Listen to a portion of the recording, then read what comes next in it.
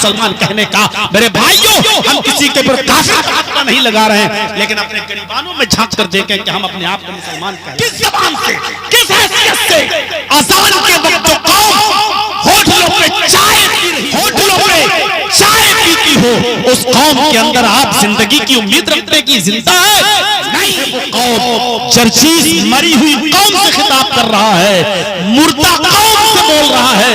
IC और ventilator जिंदा होती तो ऐसी नहीं होती। मेरे भाइयों, जिंदा कौमों की मिसालें ये नहीं होती हैं जिस तरीके से आज हमारी मिसालें हैं और आज हम हैं। जिंदा रकम करती हैं, अपना इतिहास बनाती हैं। हमारे पास जिंदगी कहां है? हम तो वेंटिलेटर पर लेटे हुए हैं, आईसीयू में पड़ी हुई कौम है। वनऊज़ु बिल्लाहि मिन शुरूरि अनफुसिना व मिन सय्यिआति अअमालिना।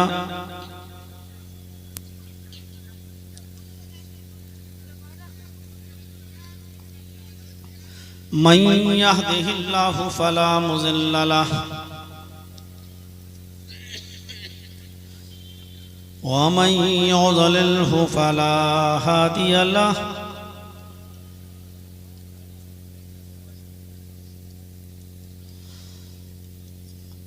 व अशहदु अल्ला इलाहा इल्लल्लाहु वहदहु ला शरीक लहु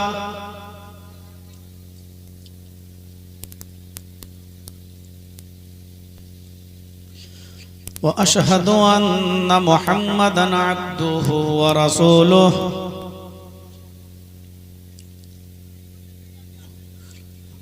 अम्मा बाद,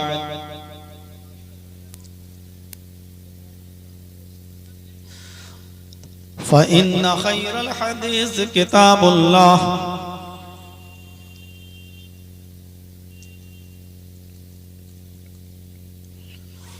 व खैरल हदी हदी मुहम्मदिन सल्लल्लाहु अलैहि वसल्लम व शर्रुल उमूरि मुहदसातुहा व कुल्लु मुहदसतिन बिदअह व कुल्लु बिदअतिन ज़लालह व कुल्लु ज़लालतिन फिन्नार।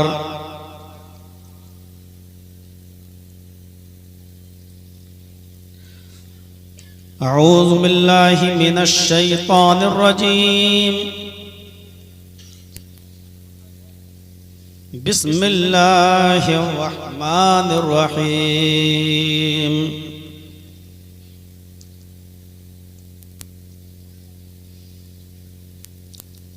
अल यौम ला तमलिकु नफ्सुन लिनफ्सिन शैआ वल अम्रु यौमइज़िन लिल्लाह। वअन अबी हुरैरह रज़ियल्लाहु तआला अन्हु अनिन नबी सल्लल्लाहु अलैहि वसल्लम क़ाल सबअतुन युज़िल्लुहुमुल्लाहु फ़ी ज़िल्लिही यौम ला ज़िल्ला इल्ला ज़िल्लुहु अल इमामुल आदिल वश्शाबुन नशा फ़ी इबादतिल्लाह व रजुलुन क़ल्बुहु मुअल्लक़ुन फ़िल मसाजिद व रजुलानि तहब्बा फिल्लाहि इज्तमा अलैहि व तफर्रक़ा अलैहि व रजुलुन तलबतहु इम्रअतुन ज़ात मनसबिन व जमालिन फ़क़ाल इन्नी अख़ाफ़ुल्लाह व रजुलुन तसद्दक़ बिसदक़तिन फ़अख़फ़ाहा हत्ता ला तअलम शिमालुहु मा तुनफ़िक़ु यमीनुहु व रजुलुन ज़करल्लाह ख़ालियन फ़फ़ाज़त ऐनाह। रवाहुल बुखारी। रब्बि इश्रह ली सदरी व यस्सिर ली अमरी वहलुल उक़दतम मिन लिसानी यफ़क़हू क़ौली।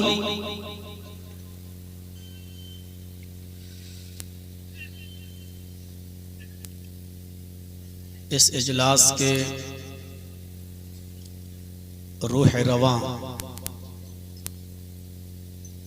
फ़ज़ीलतुश शेख नईम अख्तर फैज़ी हफ़िज़हुल्लाह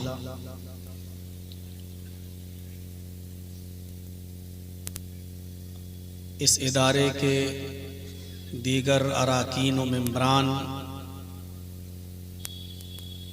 स्टेज पर बैठे हुए मुअज़्ज़ज़ उलमाए किराम, इलाके के बावकार अहबाब, रतनी और उसके अतराफ व अकनाफ से क़ुर्ब व जवार से तशरीफ़ लाए हुए मुअज़्ज़ज़ सामीन हज़रात, पर्दा नशीन इस्लामी ख़वातीन, माँ और बहनों, कौम व मिल्लत के लायकवर नौजवानों, मुस्तक़बिल के होनहार अजीज़ बच्चों, एक लंबे अरसे के बाद आपके इस दियार में मुझे आने का मौका नसीब हुआ है और एक दूसरी बार आपसे मुलाकात का शर्फ हासिल हुआ है। बरनामज जब देखा लिस्ट तो उसमें मेरा टाइम दर्ज था 12 से के बाद, लेकिन अब 1:30 के करीब हो रहा है। 1 के बाद मैं स्टेज पे आया और आमतौर पर यही वक्त होता है बिहार के प्रोग्रामों में, ख़ास तौर पर सीमांचल के प्रोग्रामों में, और आपकी एक मजबूरी भी है कि आपको अपने इदारे का ताउन भी करना होता है और वही मेन मकसद भी है। अल्लाह रब्बुल आलमीन से दुआ है कि अल्लाह आलमीन जिन लोगों ने इस इदारे में बढ़ चढ़ कर हिस्सा लिया तो उनको खैर व बरकतों से नवाजे, और मज़ीद आपसे इस बात की गुजारिश है कि एक लंबी मुद्दत से मैं आपके इलाके में आ रहा हूँ, सीमांचल के एरिए में। सन 1999 में मेरी पहली तकरीर हुई थी तितवारी में, और उस वक्त से लेकर ये 2025 यानी तकरीबन 26 साल से मैं सीमांचल का दौरा कर रहा हूँ, आ रहा हूँ। आपकी मोहब्बतें मेरे साथ हैं। मेरी तकरीर के इख्तिताम के बाद मैं आपसे एक उम्मीद लगाकर आपके पास 10 मिनट का टाइम दूंगा, बैठूंगा, और मुझे उम्मीद है कि इंशाअल्लाह आप इस इदारे के लिए जो बनीन भी है और बनात भी है, लड़कों का भी है और लड़कियों का भी है, जिसको आज मैंने खुद अपनी आंखों से देखा है, दोनों इदारों को। ये इदारे आप लोगों के ताउन से ही चल रहे हैं। अगर इदारों पर हमारी नज़र नहीं रही तो वही हाल होगा जो इस वक्त हमारे उत्तर प्रदेश का हो रहा है इदारों का। अल्लाह रब्बुल आलमीन हमारे इन इदारों की हिफाजत फरमाए और आपको ज़्यादा से ज़्यादा इन इदारों का ताउन करने की तौफीक अता फरमाए। मुझे उम्मीद है कि आप इंशाअल्लाह मेरी इस उम्मीद को और मेरे इस गुजारिश को आप कबूल करेंगे और मेरे हाथ पर भी इस इदारे के लिए जो भी आपकी इस्तिताअत होगी उसके मुताबिक आप ताउन फरमाएंगे। मैंने कुरान करीम की बहुत मुख्तसर सी एक आयत आपके सामने तिलावत की है जिसका ताल्लुक क़यामत से है। मेरा मौजू क़यामत नहीं है, लेकिन बतौर तमहीद के मैं थोड़ा सा आपको ये बताना चाहता हूँ कि उस आयत का ताल्लुक क़यामत से है। और उस आयत में अल्लाह रब्बुल आलमीन ने ये बताया है कि वो दिन जो होगा वो ऐसा दिन होगा कि कोई नफ्स किसी नफ्स की मालिक नहीं होगी। आज हम वक्ती तौर पर किसी न किसी के मालिक हैं। हम घर के बड़े हैं तो घर के मालिक हैं। हमारे अंडर में कोई मुलाजिम काम करता है तो हम उसके मालिक हैं, वो हमारा नौकर है। अगर हम किसी से गाड़ी चलवाते हैं तो वो हमारे मातहती में काम करता है, वो हमारा ड्राइवर है, हम उसके मालिक हैं। दुनिया में अल्लाह ताला ने हर किसी के ऊपर किसी न किसी को मालिक बनाया है। मदरसे के बच्चे मदरसे में पढ़ते हैं, मदरसे का जो मैन अमीद होता है, जो मैन सेक्रेटरी होता है, या जो मदरसे का बानी होता है, वो मालिक होता है। तो यहां तो एक दूसरे का मालिक है, लेकिन कयामत का दिन एक ऐसा दिन होगा जहां कोई किसी का मालिक नहीं होगा। अल-यौम ला तमलिकु नफ्सुन लिनफ्सिन शैआ, आज के दिन कोई नफ्स किसी नफ्स के ऊपर जर्रा बराबर इख्तियार नहीं रखती, मिल्कियत नहीं है उसकी। वल अम्रु यौमइज़िन लिल्लाह, सारे मामलात उस दिन अल्लाह के इख्तियार में होंगे। हदीस की किताबें ये कहती हैं कि अगर दुनिया में किसी सींग वाली बकरी ने किसी बेसींग वाली बकरी को अगर सींग मारा होगा तो कयामत के दिन अल्लाह रब्बुल आलमीन उस बेसींग वाली बकरी को सींग देगा और उसको ये हुक्म सादिर होगा कि तू भी अपना इंतकाम ले ले, तू भी अपना बदला ले ले। दुनिया में किसी ने अगर किसी के ऊपर मच्छर के सर के बराबर, चींटी के सर के बराबर, मच्छर के पर के बराबर भी अगर किसी ने किसी के ऊपर जुल्म किया होगा तो कयामत के दिन उससे उसका इंतकाम दिलवाया जाएगा और उससे बदला दिलाया जाएगा। यहां अंदाजा लगाइए कि बेसींग वाली बकरी को भी सींग दिया जाएगा और उससे कहा जाएगा कि जिस बकरी ने तुझे मारा आज तू भी अपना बदला ले ले। जानवर जन्नत में नहीं जाएंगे, जानवर जहन्नम में भी नहीं जाएंगे।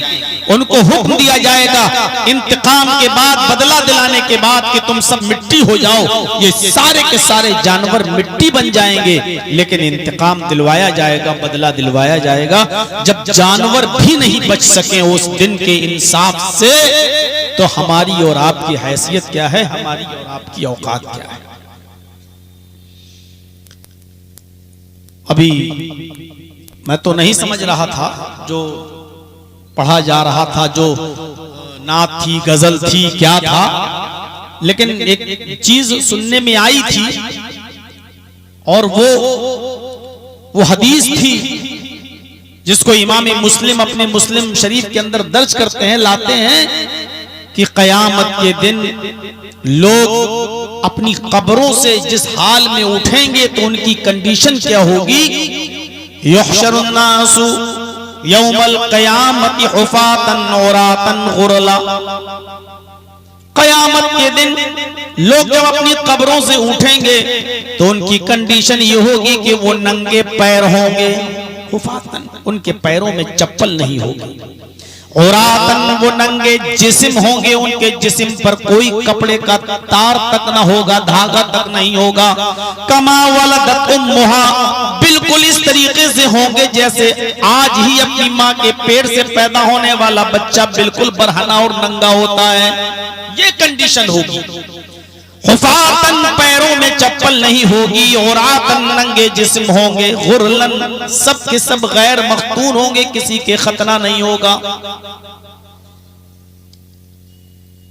ये मंजर कयामत के दिन मैदान महशर में होगा।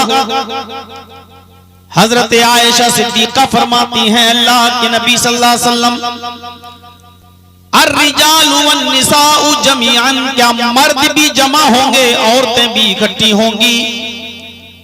मर्द भी होंगे, औरतें भी होंगी। मर्दों को बरहना उठाया जाएगा, नंगे पैर नंगे जिस्म उठाया जाएगा।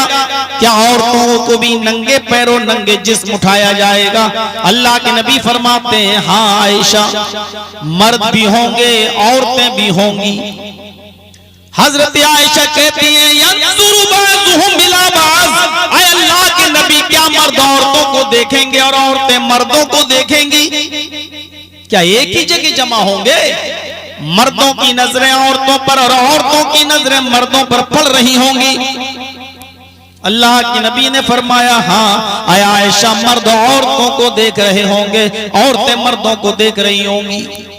हजरत आयशा ने फरमाया, ऐ अल्लाह के नबी, तब तो औरतें मारे शर्म के मर जाएंगी जब मर्द उनकी तरफ नजरें उठाकर देखेंगे। तब तो औरतें मारे शर्म के मर जाएंगी जब मर्द उनकी तरफ नजरें उठा के देखेंगे।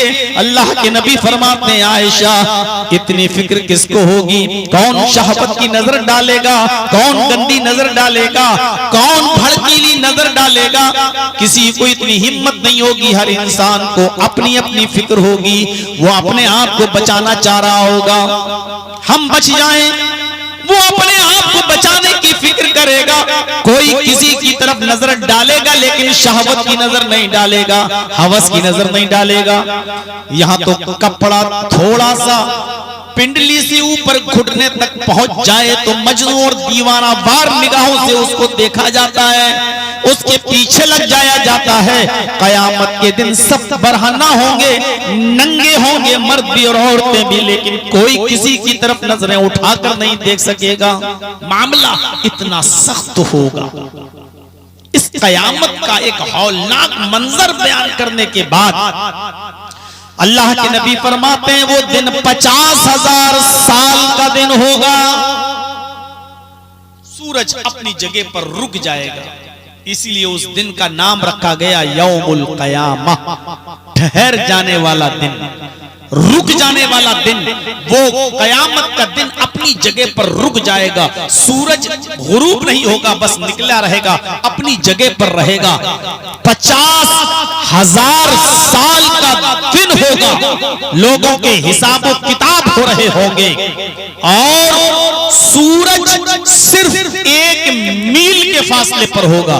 तकोनु शम्सु यौमल क़यामति का मिक़दार मील। मुस्लिम शरीफ की हदीस के अल्फाज हैं, कयामत के दिन ये सूरज सिर्फ 1 मील के फासले पर होगा। आज तो 9 करोड़ 30 लाख मील की बुलंदी पर है। आज इस जमाने में मुहक्किकीन ने लिखा है, साइंटिस्ट बताते हैं, माहिरीन फलकियात एतराफ करते हैं कि सूरज हमारी इस मौजूदा जमीन से 9 करोड़ 30 लाख मील की बुलंदी पर है। 1 करोड़ 40 लाख डिग्री सेंटीग्रेड इसके अंदर गर्मी पाई जाती है। 1 करोड़ 40 लाख डिग्री सेंटीग्रेड इसके अंदर गर्मी पाई जाती है। ये सूरज कयामत के दिन 9 करोड़ 30 लाख मील की बुलंदी पर नहीं, सिर्फ 1 मील की बुलंदी पर होगा, सर के ऊपर, बस 1 मील की बुलंदी पर होगा। 1 करोड़ 40 लाख डिग्री सेंटीग्रेड गर्मी इसी जमीन के ऊपर पड़ रही होगी। 9 करोड़ 30 लाख मील की बुलंदी पर है, तब तो हम मई और जून के महीने में बनियान तक उतार देते हैं, पसीने में शराबोर हो जाते हैं, फ्रिज के अंदर से ठंडी बर्फ के पानी की ठंडी बोतलें हम पानी पीना शुरू कर देते हैं। रमजान के महीने में गर्मियों के अंदर हम ठंडा कपड़ा अपने सर पर रखते हैं। जब 9 करोड़ 30 लाख मील की बुलंदी पर है तब यह हाल है। 1 मील की बुलंदी पर होगा तब हमारा हाल क्या होगा, इस सूरज की गर्मी की तपिश क्या होगी, गर्मी क्या होगी। और अल्लाह के नबी फरमाते हैं कयामत के दिन सूरज की गर्मी की वजह से इंसान पसीने में शराबोर होगा और अपने अमाल के मुताबिक पसीने में डूबा हुआ होगा। कोई टखने के बराबर पसीने में डूबा होगा, कोई पिंडली के बराबर पसीने में डूबा होगा, कोई घुटनों के बराबर पसीने में डूबा होगा, कोई कमर के बराबर पसीने में डूबा होगा, कोई कांधे के बराबर पसीने में डूबा हुआ होगा। अपने अपने अमाल के बकद्र लोग पसीने में डूबे होंगे और बहुत से तो ऐसे होंगे जो चीख रहे होंगे, चिल्ला रहे होंगे, इलाहुल आलमीन, मैदाने महशर की तकलीफ हमसे बर्दाश्त नहीं हो रही है, इससे तो बेहतर है अगर तू हमें जन्नत नहीं देता है तो मैदाने महशर में मत रख, इससे तो बेहतर है कि तू हमें जहन्नम में डाल दे। हालांकि जहन्नम का मुआयना भी किया नहीं होगा, जहन्नम की तकलीफ का एहसास अभी हुआ नहीं होगा, अभी देखी नहीं होगी जहन्नम, लेकिन ख्वाहिश करेंगे मैदाने महशर से मैं बच जाऊं और मैं जहन्नम में चला जाऊं। ये हाल होगा मैदाने महशर में सूरज की गर्मी का। उस दिन उस गर्मी से सिर्फ ये 7 किस्म के लोग महफूज होंगे जिनको सूरज की गर्मी नुकसान नहीं पहुंचाएगी, और ये लोग अल्लाह के अर्श के साए में होंगे। ये 7 किस्म के लोग कौन हैं जिनको कयामत के दिन सूरज की गर्मी नुकसान नहीं पहुंचाएगी और अल्लाह अपने अर्श के साए में जगह देगा। यही 7 लोग आज हमें बयान करना है और आपको बताना है। और कोशिश करिएगा हर आदमी यहाँ जो बैठा है अपने गरीबानों के बटन खोलकर अपने गरीबानों में झांक कर सोचे कि इन 7 किस्म की लोगों में क्या हम हैं कि नहीं। ये 7 अच्छाइयां हमारे अंदर पाई जा रही हैं या नहीं पाई जा रही हैं। अभी मैं 1 नंबर से शुरू करूंगा। मुझे यकीन है कि पहले नंबर में भी हम फिट नहीं बैठेंगे। 7 नंबर तो बहुत दूर की बात है, पहला नंबर भी हमारा नहीं आएगा, हम उसमें भी कमजोर साबित होंगे। 7 किस्म के लोग अर्श इलाही के साए में होंगे। वो 7 किस्म के लोग कौन हैं? क्या ये 7 खूबियां अच्छाइयां हमारे अंदर पाई जाती हैं? वअन अबी हुरैरा रज़ियल्लाहु तआला अन्हु अन नबी सल्लल्लाहु अलैहि वसल्लम क़ाल सबअतु युज़िल्लुहुमुल्लाहु फी ज़िल्लिही यौम ला ज़िल्ला इल्ला ज़िल्लुहु। क़यामत के दिन अबू हुरैरा फरमाते हैं कि अल्लाह के नबी सल्लल्लाहु अलैहि वसल्लम ने फरमाया क़यामत के दिन 7 किस्म के लोगों को अर्श का साया मिलेगा। यौम ला ज़िल्ला इल्ला ज़िल्लुहु, उस दिन अल्लाह के अर्श के साए के अलावा कोई दूसरा साया ना होगा। कहीं थोड़ी सी छाया लेने के लिए, साया लेने के लिए जगह ढूंढोगे तो कहीं नहीं मिलेगी। अर्श के साए के अलावा कोई साया होगा ही नहीं। जैसे हम सफर करते हैं तो किसी दरख्त के साए में बैठ जाते हैं थोड़ा सा गर्मी से बच जाएं। क़यामत के दिन अर्श के साए के अलावा कोई साया नहीं होगा, और अर्श का साया भी हर किसी को नसीब नहीं होगा, सिर्फ ये 7 किस्म के लोगों को नसीब। उस दिन उस अर्श के साए के अलावा कोई साया नहीं होगा। पहला शख्स कौन होगा? अल इमामुल आदिल, अदलो इंसाफ करने वाला जिम्मेदार, अदलो इंसाफ करने वाला इमाम, अदलो इंसाफ करने वाला हाकिम वक्त, अदलो इंसाफ करने वाला इमाम की तशरीह में फतहुल बारी में हाफिज अहमद इब्न हजर अस्कलानी रहमतुल्लाह अलैह ने लिखा है कि जो शख्स जिम्मेदार है किसी भी चीज का, मसलन आपके 5-6 बच्चे हैं, बीवी है, घर है, तो आप अपने घर के जिम्मेदार हैं, तो आप अपने घर वालों के साथ अदल करते हैं या नहीं। अगर हम किसी मस्जिद में इमामत करते हैं तो हम उन मुक्तदियों के साथ, अपने पीछे नमाज पढ़ने वाले लोगों के साथ इंसाफ करते हैं या नहीं करते। अगर हम सरपंच हैं तो हम अपने गांव के तमाम लोगों के साथ अदल करते हैं या नहीं करते। अगर हम एमएलए हैं तो सबको बराबर की नजर से देखते हैं या नहीं देखते। अगर हम एमपी हैं तो हम सबको बराबर की नजर से देखते हैं या नहीं देखते। हम सीएम है, चीफ मिनिस्टर हैं, तो हमारी नजर में सब बराबर हैं या नहीं। हम पीएम है, प्राइम मिनिस्टर हैं, तो हमारी नजर में सब बराबर हैं या नहीं। अगर हम अदलो इंसाफ नहीं करते तो कयामत के दिन अर्श का साया नहीं मिलेगा। अर्श का साया उसको मिलेगा जो अदलो इंसाफ करने वाला। अल्लाह के नबी जनाबी मोहम्मद रसूलुल्लाह सल्लल्लाहु अलैहि वसल्लम के पास एक लड़की का मुकदमा आता है, चोरी में पकड़ी जाती है। वो कबीले बनु मखजूम की थी, जिसका नाम फातिमा था। शिकायत आई, पूछा कितनी चोरी की, बताया गया इतनी की। हद्दे निसाब को पहुंच रही थी, इतनी चोरी उसने की थी जितनी चोरी पर हाथ का कटना जरूरी हो जाता है इस्लाम में सजा के तौर पर। अल्लाह के नबी ने हुक्म दिया कि इस लड़की का हाथ काट डालो। बड़े बड़े सहाबा इकट्ठे हो गए। नहीं, बड़े ऊंचे घर की लड़की है, बड़े ऊंचे घर की लड़की है, अगर इस लड़की का हाथ कट गया तो हमारी नाक कट जाएगी, समाज में हम चेहरा दिखाने के लायक नहीं होंगे। लेकिन अल्लाह के रसूल से ये बात कहे कौन? अल्लाह के नबी सल्लल्लाहु अलैहि वसल्लम किसकी बात मानेंगे? आप ही का नाफिज करदा कानून है कि चोर के हाथ काट डालो, तो फिर आपसे कहेगा कौन?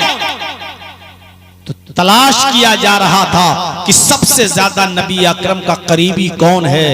किसी ने बताया कि अल्लाह के रसूल सल्लल्लाहु अलैहि वसल्लम उसामा इब्ने ज़ैद से बड़ी मोहब्बत करते हैं, उनको अपने पास बिठाते हैं और उनकी बात भी मानते हैं। बहुत गहरा ताल्लुक है उसामा इब्ने ज़ैद का अल्लाह के नबी से। लोगों ने हजरत उसामा से कहा, आए उसामा, आप ही अल्लाह के नबी के पास जाकर ये बात कह सकते हो कि अल्लाह के रसूल वो बड़े ऊंचे घर की लड़की है, सरदार की बेटी है, अगर उसका हाथ काट डाला गया तो समाज में हमारी नाक कट जाएगी, बड़ी जिल्लत होगी, रुसवाई होगी, ये अमीर लोग ताने मारेंगे। इतने बड़े बड़े अमीर लोग भी तुम्हारे बताइए महफूज नहीं है, उनके भी हाथ काट डाले जाते हैं। इतने असरो रुसूख वाले लोग, इतने पावरफुल लोगों की बेटियों के भी हाथ काट डाले गए। चाहिए अल्लाह के नबी से सिफारिश कीजिए। हजरत उसामा इब्ने ज़ैद जब अल्लाह के नबी के पास सिफारिश करने के लिए आते हैं और कहते हैं कि अल्लाह के रसूल उस लड़की का हाथ न काटा जाए, उसके घर वालों से माल वगैरह ले लिया जाए, फिदिया ले लिया जाए, दैत ले लिया जाए, तावान ले लिया जाए, पेनाल्टी जुर्माना ले लिया जाए, लेकिन उसका हाथ न काटा जाए, तो जानते हो इतने करीबी सहाबी को भी अल्लाह के नबी सल्लल्लाहु अलैहि वसल्लम ने जो जवाब दिया, वो जवाब ये था, आतशफउ फी हद्दिन मिन हुदूदिल्लाह, आए उसामा, अल्लाह की हुदूद को तोड़ने की बात तुम करते हो, ये सजा हमारी तरफ से नाफिज नहीं की गई है, ये तो अल्लाह तबारक व तआला ने सजा मुतय्यन की है। अस्सारिकु वस्सारिकतु फक्तहू ऐदियहुमा, चोरी करने वाला मर्द हो या चोरी करने वाली औरत हो, उसके हाथ काट डाले जाएं, ये सजा अल्लाह ने मुतय्यन की है, और तुम अल्लाह की नाफिज करदा हद को तोड़ने की बात करते हो, उसमें सिफारिश लेकर आए हो। नहीं, ये नहीं हो सकता है, उस लड़की का हाथ काटा जाएगा। पहले जमाने के लोग इसीलिए बर्बाद हुए, उनके अमीर जब कोई जुर्म करते थे तो अमीरों को छोड़ दिया जाता था, और उनके गरीब कोई जुर्म करते थे तो उनको सजा दी जाती थी। इस्लाम में अमीर गरीब सब बराबर है, उसका हाथ काट डालो, हाथ काट दिया गया। जब उस फातिमा नामी लड़की का हाथ काटा गया, सहाबा के चेहरे झुके हुए थे। अल्लाह के नबी सल्लल्लाहु अलैहि वसल्लम ने उनके अंदर जोश दिलाने के लिए फरमाया, लोगों, बनु मखजूम की लड़की का हाथ काट डाला गया, तुम्हें इसको लेकर बड़ी चिंता हो रही है, बड़ा अफसोस कर रहे हो।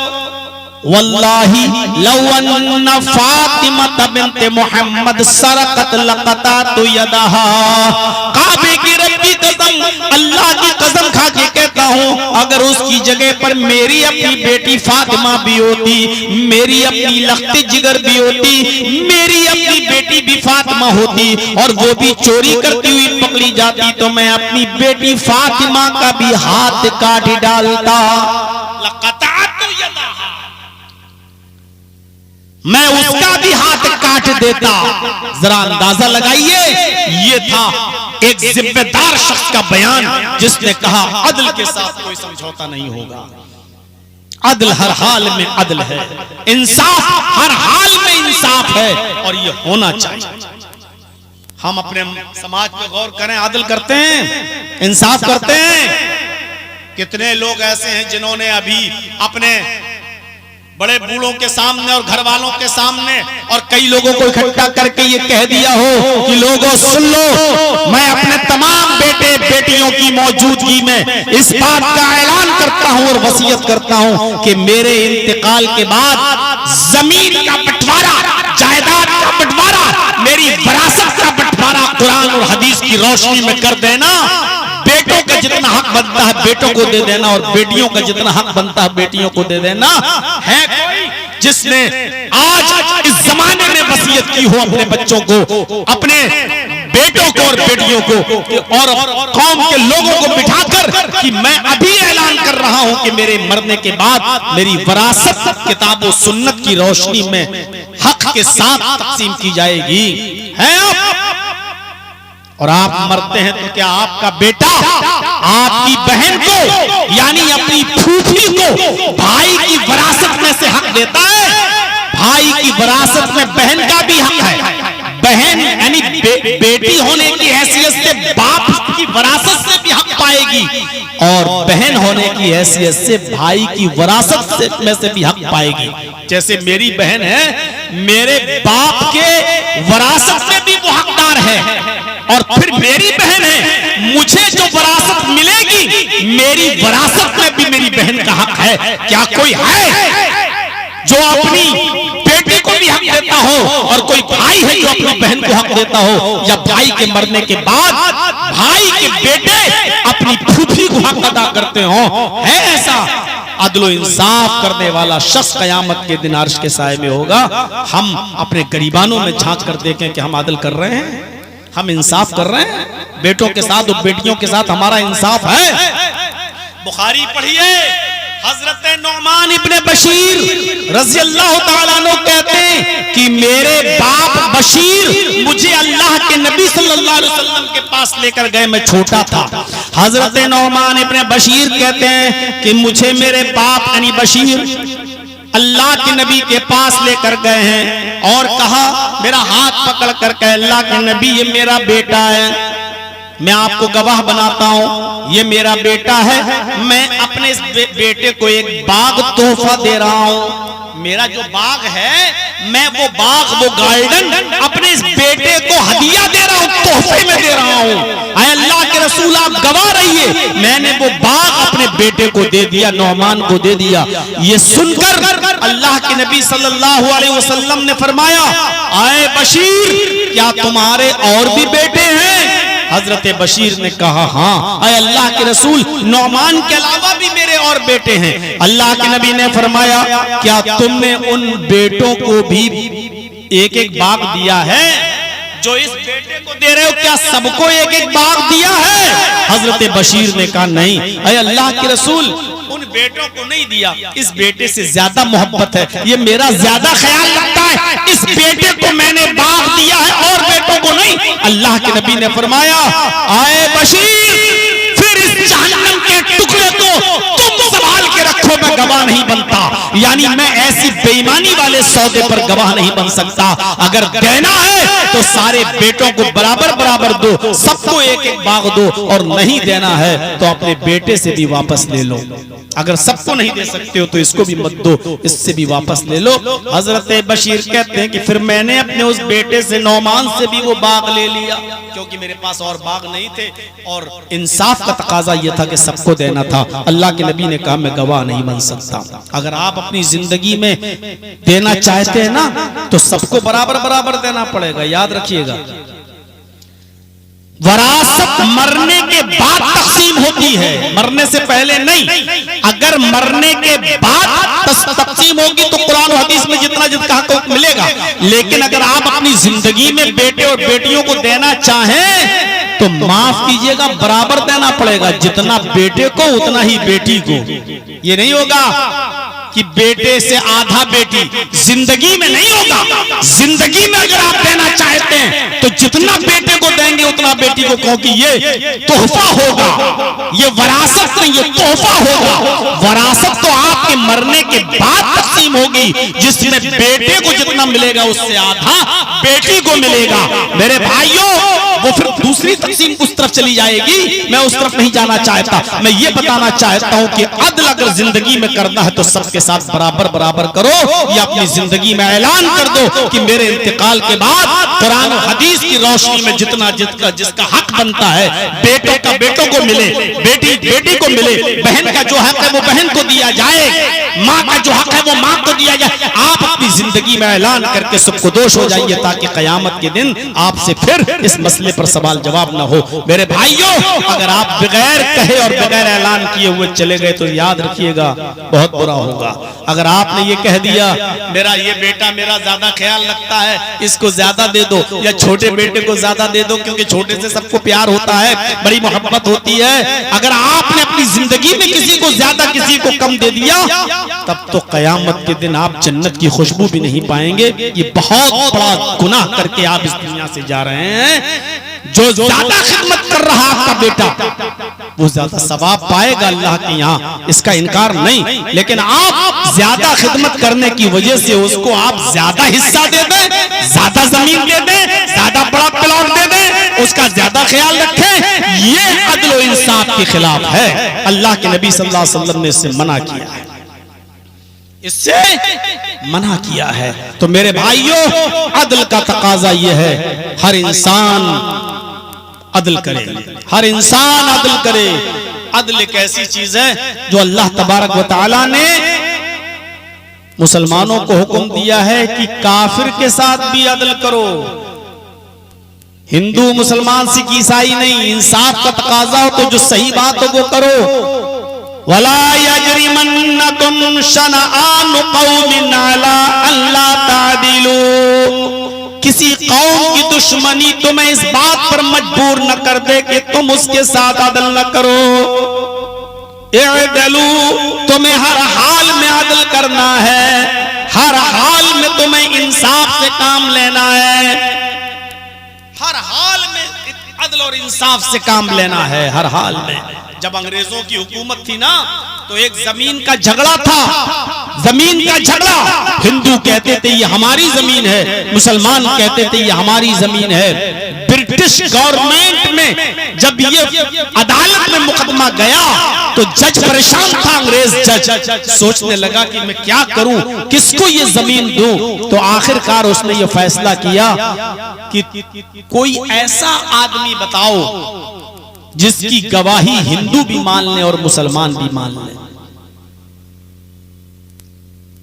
हिंदुओं से कहा क्या तुम्हारे पास ऐसा कोई गवाह है जिसकी गवाही तुम आंख बंद करके मान लो? और मुसलमान से पूछा, मुसलमानों ने मना कर दिया कि मेरे पास ऐसा कोई गवाह नहीं।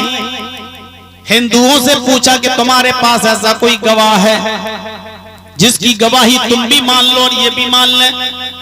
हिंदुओं ने कहा हाँ हमारे पास एक गवाह है, और उन्होंने एक मुसलमान बुजुर्ग का बूढ़े आदमी का नाम बताया।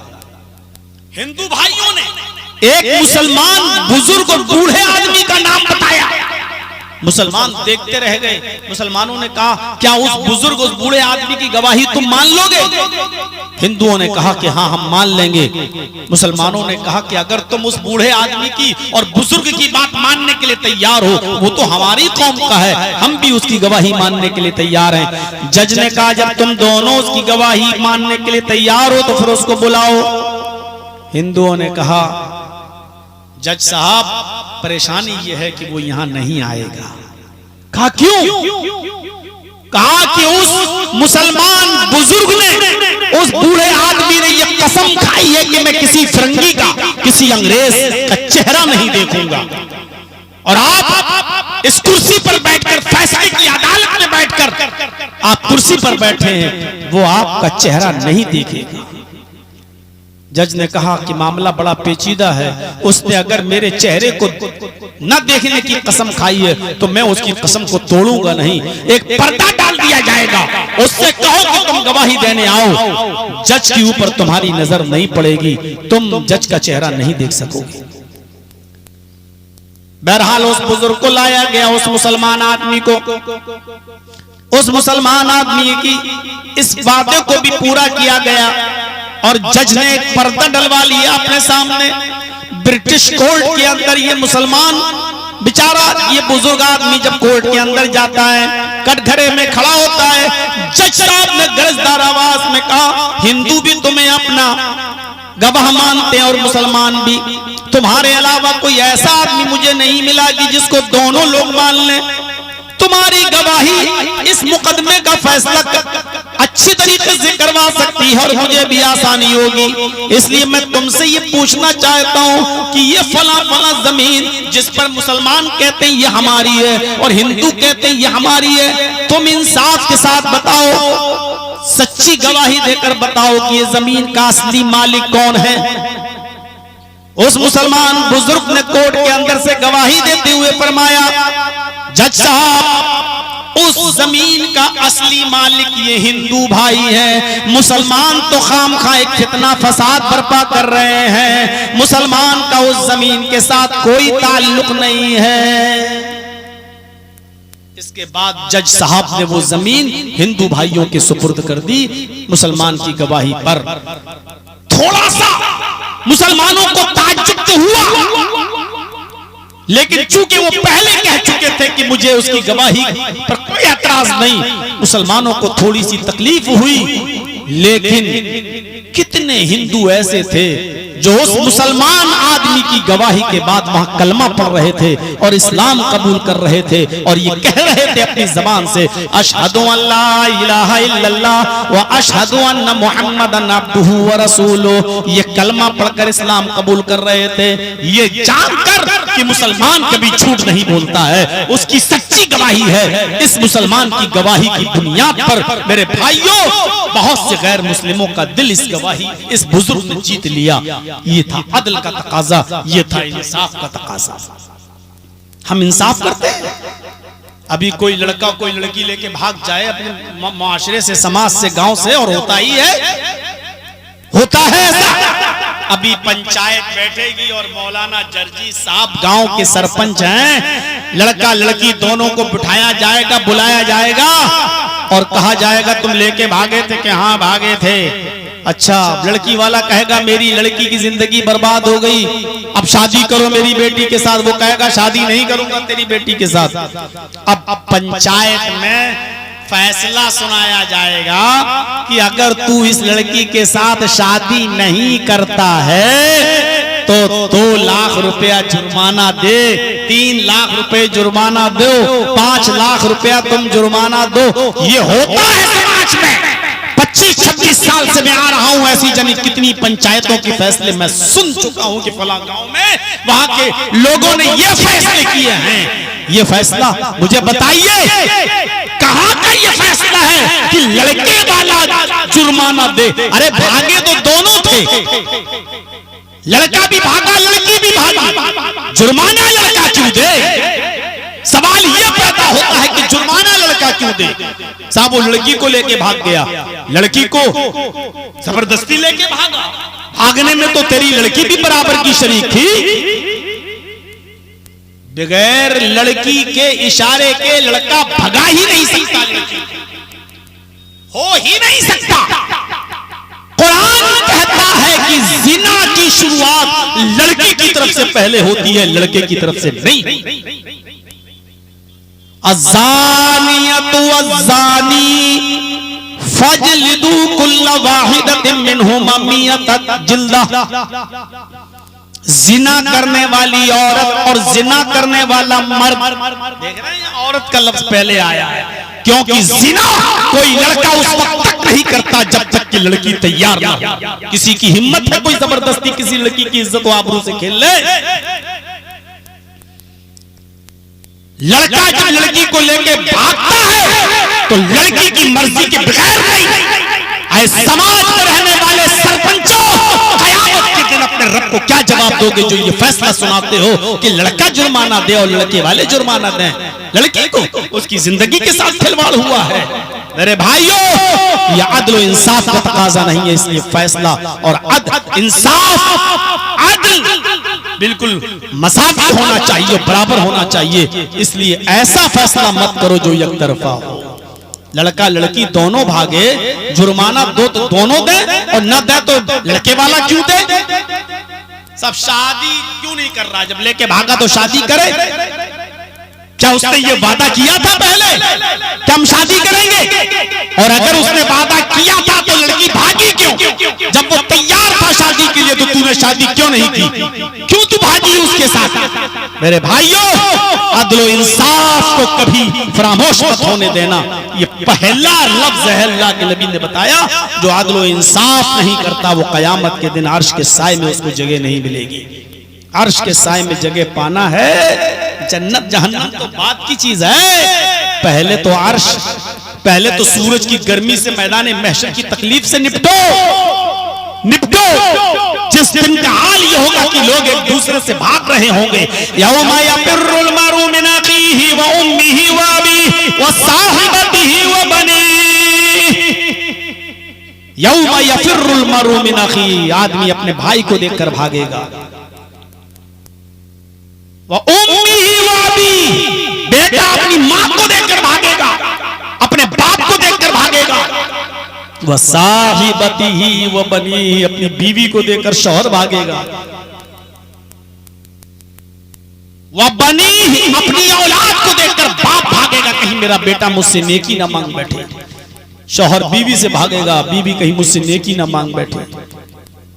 ये मंजर होगा। पहला लफ्ज गौर कीजिए, अल इमामुल आदिल, अदलो इंसाफ करने वाला शख्स अर्श के साए में होगा। अब दूसरा सुनिए, देखिए नंबर याद रखिएगा, 7 लोग होंगे अर्श के साए में। पहला बता दिया अदल करने वाला, अब दूसरा बताने जा रहा हूं। 7 चीजें याद रखिएगा।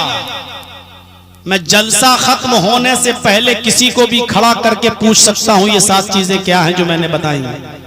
मेरा कोई भरोसा नहीं, मैं किसी को भी पूछ सकता हूं। बाद में बेइज्जती होगी तो मत कहना मौलाना हम ही को क्यों खड़ा किए हो। ये 7 चीजें नोट रखना। पहली चीज अदल करने वाला, और दूसरी चीज, दूसरा कौन शख्स अर्श के साए में होगा? वशाबुन नशा फी इबादतिल्लाह, वशाबुन नशा फी इबादतिल्लाह। दूसरा वो आदमी अर्श के साए में होगा, वो जवान जो अपने रब की इबादत में लगा हुआ है।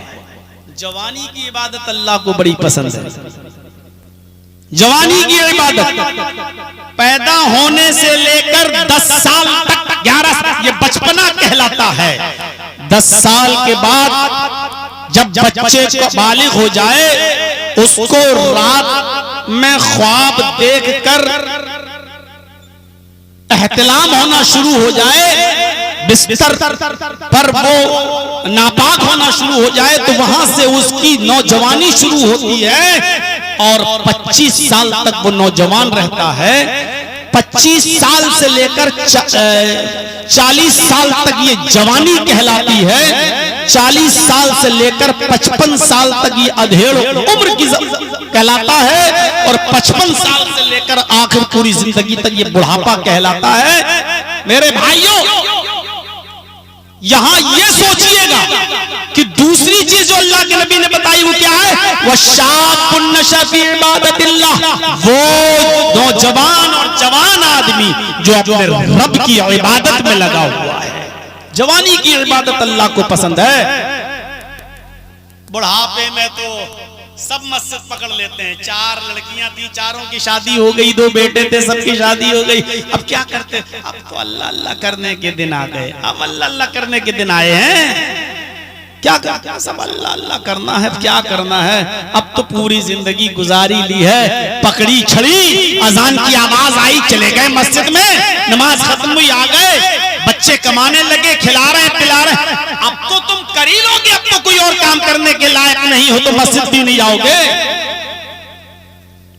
मस्जिद भी अब नहीं जाओगे।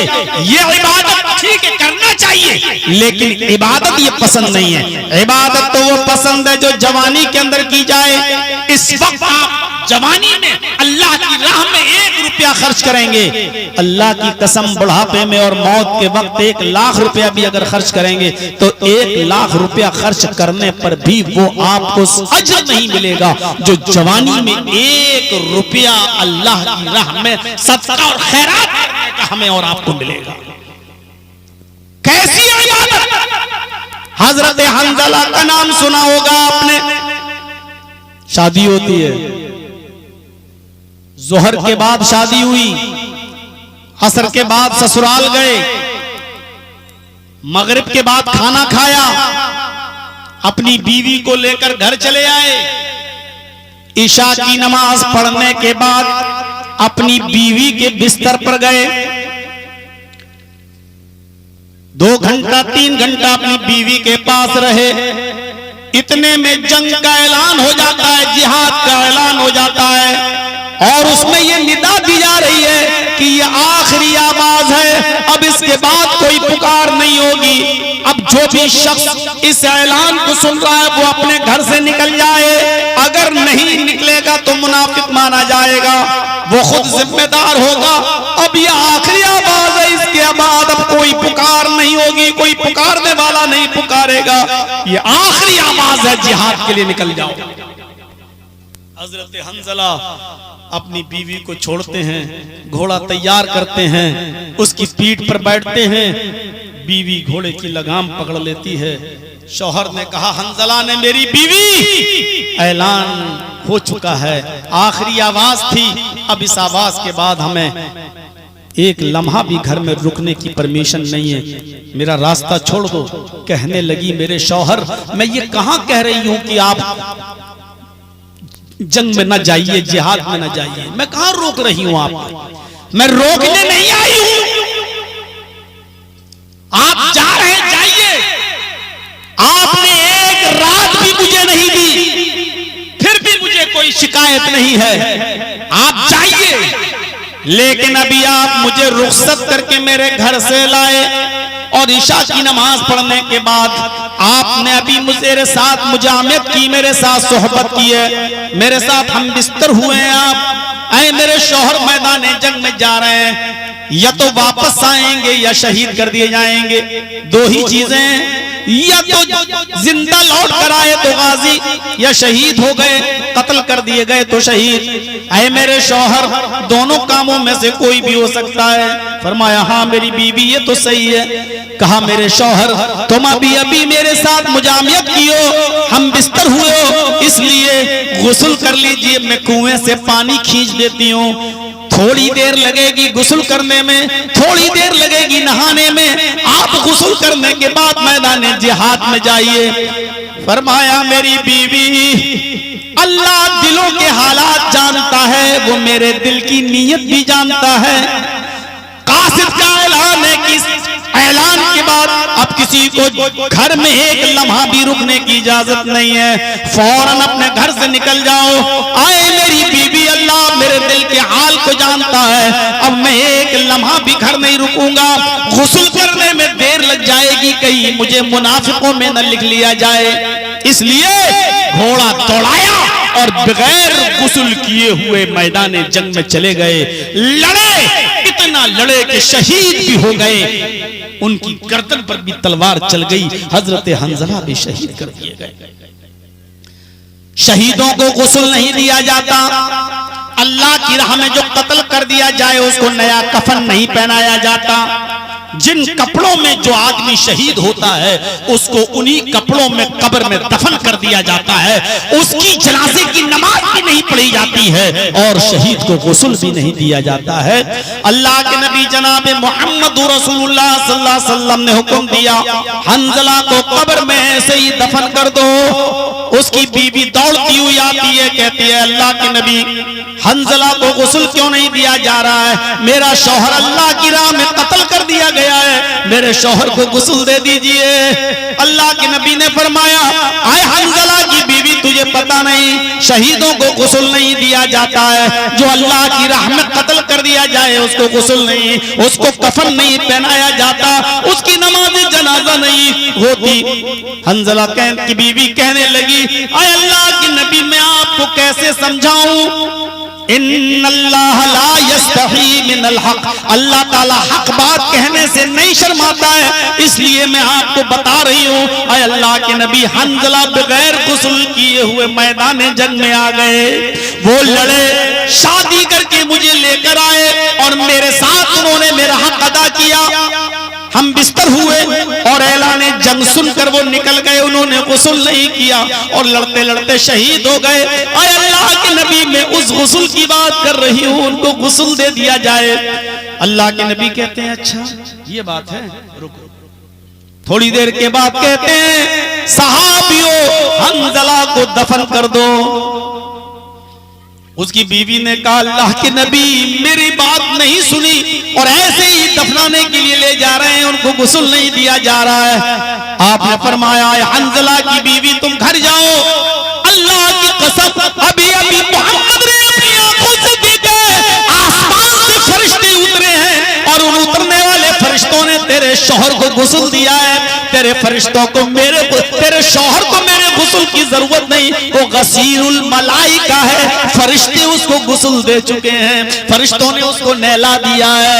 तेरे शौहर को फरिश्तों ने गुस्ल दे दिया है, मेरे गुस्ल की जरूरत नहीं है, तुम आराम से घर जाओ। मेरे भाइयों ये जवानी की इबादत थी जिसने शादी की, ज़ोहर में असर में ससुराल गया, मगरिब में खाना खाया और अपनी बीवी को लेकर आया, इशा के बाद अपनी बीवी से मिला और आधी रात में मैदान जंग में निकल गया।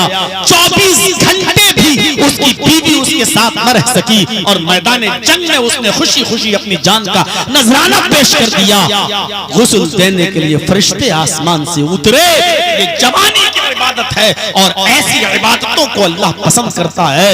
हमारी जवानी की इबादतें कैसी हैं, हर मुसलमान गौर करे, हर नौजवान गौर करे। 26 साल पहले जो माहौल था आज भी वो माहौल, 26 साल पहले जहेज की जो भरमार थी आज भी। पहले साइकिल चलती थी, अब मोटरसाइकिल चलती है।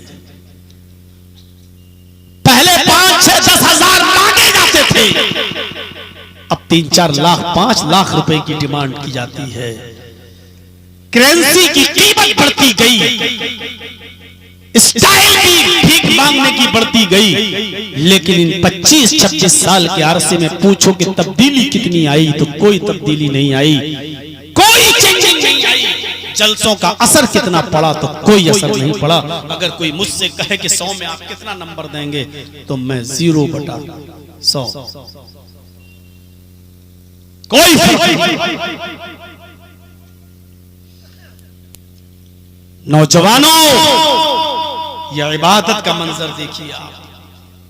2 चीजें याद रखेंगे ना, दोनों चीजें, एक आदल करने वाला इंसान जन्नत अर्श के साए में होगा, दूसरा वो जवान आदमी जो अल्लाह की इबादत में लगा हुआ है। अल्लाह की इबादत। उक़बा इब्न नाफ़िअ सारी जमीन पर झंडा लहराते हुए, इस्लाम का परचम लहराते हुए अफ्रीका के साहिल पर जब पहुंचता है, सामने समंदर आ जाता है, दाएं देखता है तो इस्लाम, बाएं देखता है तो इस्लाम, पीछे देखता है तो इस्लाम, सामने समंदर। कहता अल्लाह अब मैं कहां जाऊं, जहां जा रहा हूं वहां इस्लाम फैल चुका है, तेरे नबी का झंडा लहर चुका है, सामने समंदर है, अब मैं कहां जाऊं, इस्लाम कहां फैलाऊं, कहां लड़ूं, कहां तेरे नबी का दीन पहुंचाऊं, सामने समंदर है, मुझे नहीं मालूम इस समंदर को क्रॉस करने के बाद भी कोई जमीन, कोई टुकड़ा वहां आबाद है। आय अल्लाह अगर मुझे मालूम हो जाए कि इस जमीन को क्रॉस करने के बाद भी तेरी कोई मखलूक रहती है, इस समंदर को पार करने के बाद भी कोई गांव, कोई आबादी है और वहां तेरी मखलूक रहती है, तो हम अपने घोड़ों को समंदर में डाल देंगे और उस वक्त तक रुकने का नाम नहीं लेंगे जब तक कि उस बस्ती में भी मोहम्मद रसूलुल्लाह का परचम न लहरा दूं। ये था उक़बा इब्न नाफ़िअ जिसने अपनी नौजवानी में यह ऐलान किया था कि आय अल्लाह अगर मालूम हो जाए कि समंदर को पार करने के बाद भी कोई बस्ती रहती है, तो मैं अपने घोड़ों को समंदर में डाल दूं। तुम अपने घर में इस्लाम नाफिज नहीं कर सकते हो, पूरे शहर में क्या इस्लाम नाफिज करोगे, पूरे स्टेट में क्या इस्लाम नाफिज करोगे। अरे जिस भाई की हुकूमत अपनी बहन पे न चलती हो, जिस बाप की हुकूमत अपनी बेटी पे न चलती हो, जो अपनी बेटी से पर्दा न करा सके, जो भाई अपनी बहन को पर्दा न बता सके और पर्दे में न रख सके, जो अपने घर में इस्लाम नाफिज न कर सके, मेरे भाइयों, तो पूरे मुल्क में इस्लाम क्या नाफिज करेगा, पूरे शहर में और पूरे गांव में इस्लाम नाफिज क्या करेगा। इसलिए याद रखिए वो नौजवान अल्लाह के अर्श के साए में होगा कयामत के दिन, जो अल्लाह की इबादत में लगा। अब तीसरी चीज की तरफ आइए। वशाबुन नशा फी इबादत रब्बिही व रजुलुन क़ल्बुहु मुअल्लकुन फिल मसाजिद। वो शख्स जिसका दिल मस्जिद में लटका हुआ है। लटका हुआ का मतलब नमाज पढ़ लेता है वो एक अलग मसला हो गया। लटका हुआ का मतलब रजुलुन क़ल्बुहु मुअल्लकुन फिल मसाजिद, जिसका दिल मुअल्लक है, लटका हुआ है मस्जिदों में। मसलन ज़ोहर की नमाज पढ़ के घर आया, खाना खा रहा है, बार बार घड़ी देख रहा, असर का वक्त कब हो रहा है, काम करना शुरू किया, असर कब हो रही है, बार बार उसकी नजर माइक पर है, असर की अजान कब होती है। काम भी करता जा रहा है, असर में दिमाग भी लटका है, और जैसे ही असर की अजान सुनता है अपना काम छोड़ देता है, फौरन मस्जिद की तरफ भागता है। असर पढ़ के आया, घर में आया या खेत में गया, काम कर रहा, बार बार उसका दिमाग मस्जिद में लगा, मगरिब ना निकल जाए, मगरिब ना निकल जाए, मगरिब ना निकल जाए। जैसे ही मगरिब की अजान होती है फौरन भागता है और मस्जिद की तरफ जाता है, और मगरिब की नमाज जमात के साथ अदा करके फिर वापस आता है, फिर घर पे खाना खाता है, आराम कर रहा है, थोड़ा बहुत बार बार घड़ी देख रहा है कि ईशा ना निकल जाए, ईशा ना चली जाए, ईशा ना जाए हो जाए, आंख ना लग जाए, ईशा की अजान होती फौरन जाता है और नमाज पढ़ के आता है बिस्तर पे। अब ईशा के बाद सोने जा रहा है, सोता है तो रात में कई मर्तबा उठता है, बार बार घड़ी देखता है कि फजर तो नहीं चली गई है, और बार बार एहतियात करता है लेटने में भी, सोने, और जैसे आंख खुली फजर की अजान हुई फौरन मस्जिद की तरफ चला गया। ये शख्स है जिसका दिल मस्जिद की तरफ लटका हुआ है। ऐसा शख्स मेरे भाइयों कयामत के दिन अर्श के साए में होगा। हजरत आमिर इब्ने अब्दुल्लाह इब्ने जुबैर का वाक़या बुखारी के अंदर आया है। आमिर इब्ने अब्दुल्लाह इब्ने जुबैर रज़ियल्लाहु ताला अन्हु बहुत बीमार हो गए।